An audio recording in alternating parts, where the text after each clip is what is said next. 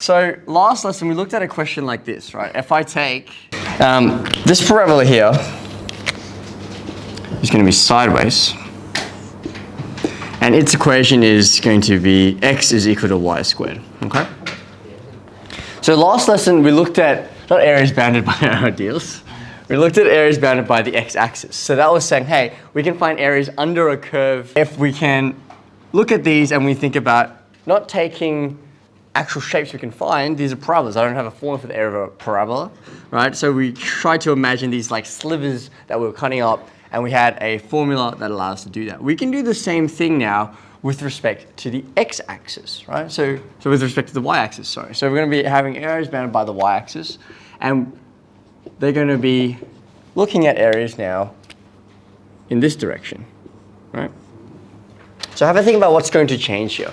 How did we sort of derive this expression? The idea was that any kind of area can be found by a base and a height. Because if I looked at this one here, I could say, okay, here's the base, it's some length. And then here's the height, it's some length, right? So I'm going to do the same thing now with respect to the y-axis. What are my base and heights for these respective shapes? Because over here, what I said was I'm going to cut this up into infinitely small strips, so we called them dx. And then this is just the height of the y value, right? So that was just y. Yeah. But where would dy fall into? Right, because so these slivers now, it's been kind of swapped around, right? These slivers are getting infinitely small. So these slivers here are going to be dy. But what's the value that it's coming out to now this time? X, right. So you can see that that's going to be x there. Okay, so that's the idea behind this. So we're still taking our base times our height, right? Except our base now is, it's dy times x, right? But then also we have to consider the fact that we're actually taking infinite amount of these on a particular interval. So we're taking these on a bound from a to b. And that's in fact our expression for an area bounded by the y-axis. It's going to be the integral from a to b x dy. Can you jot that down for me? So I suppose the main difference with this one now is that we need our expression to have x as the subject.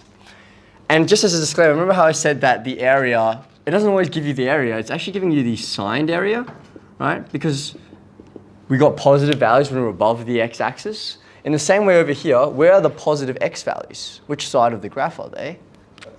Yeah, so here's your positive area, and here's your quote-unquote negative area. So when you're evaluating integrals, remember you can just evaluate them and get a negative value. That still makes sense. But when you want to find areas, just be aware that if it's on the left side here, you're going to have to take the absolute value, or you're going to have to split it up or something like that, right? So that's our area. Now, we can't say under a curve. We could say like to the left or to the right of it with respect to the y-axis. So let's try an example. All right, why don't I do the first one for you first, and then I'll let you try the next ones yourself. So I guess the good thing about just changing this bounded by the y-axis now, we don't have to change too much about how we actually approach questions, because the process is similar. It's just sort of changing your perspective on the angles and things like that, right? So when I'm looking at this, I'm thinking, first of all, okay, it's bounded by the y-axis now. So the area bounded by the y-axis is this section. I've already got the curve here, x equals to y squared. And now we're doing it from y equals to 1 to y equals to 3. Right, so I'm looking for this shaded area over here, right? I've got my bounds. That's pretty much everything I need, right? So I've got the integral from 1 to 3 of, now x is equal to y squared. So I'm taking whatever x is equal to now, and I'm integrating with respect to y, okay? So we can just go ahead and integrate that. We've got y cubed times 1 on 3 from 1 to 3.